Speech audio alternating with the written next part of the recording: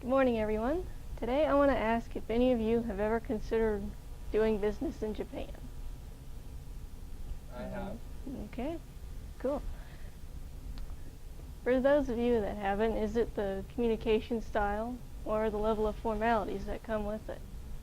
Well, after this presentation on business etiquette of Japan, I just might be able to change your mind or answer a few questions.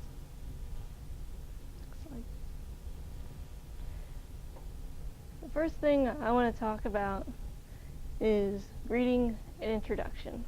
Most of you probably already know that they greet each other by bowing.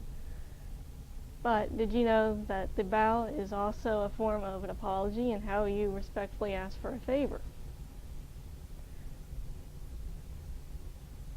An introduction, the way you do this is by stating your last name and then first name, followed by a title such as san or sama, depending on the situation.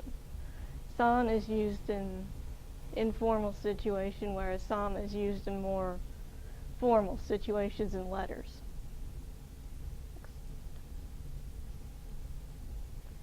The next thing I wanted to talk about is business cards. The way they do this, in the case that you are going into a meeting, you meet new people, the way they present cards is a little bit differently. The way they do this is with both hands. Here are arrows. Yep. And then once you have your stack of cards, instead of placing it in your pocket, you will stack the cards from least important person's card to the most important person's card. Next slide. The next thing I want to talk about is about their communication style. It's called coded speech. It can be very vague and hard to understand, so clarification is key. Most of the time you will hear yes to a question if they understood you or not, because it's their pride that's saying that they do, even though if they don't. Next slide.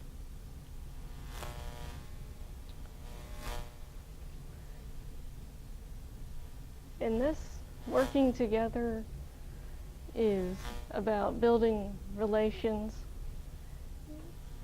It's also in the case where you are working together in meetings, but you will also, in meetings, it's not always just in like a conference room. It's common to have meetings over a meal or a drink. So the line between the work area and socializing it's not always a set line. Next slide. Which leads to my next topic, socializing. It's a good way to build relations. It gets you further into the business if you plan on working your way up. Being a people person can definitely help you in this aspect. But one thing you want to remember is that when you're meeting new people, you don't want to do certain things like look at them with strong eye contact because they see that as being hostile. And you also want to maintain face. That's about being humble and respectful. Next slide. The next thing I want to talk about is also along the lines of building good relations. One of the ways you can do that is by giving gifts. It's a sign of respect. And what you'll want to remember when you do this is that you want to give gifts that are wrapped, and you don't want to give gifts in quantities of 4 or 9 because they are seen as unlucky numbers. And this is my reference page. If you are interested in this topic, I'd recommend going on these websites to look up further information on your own time.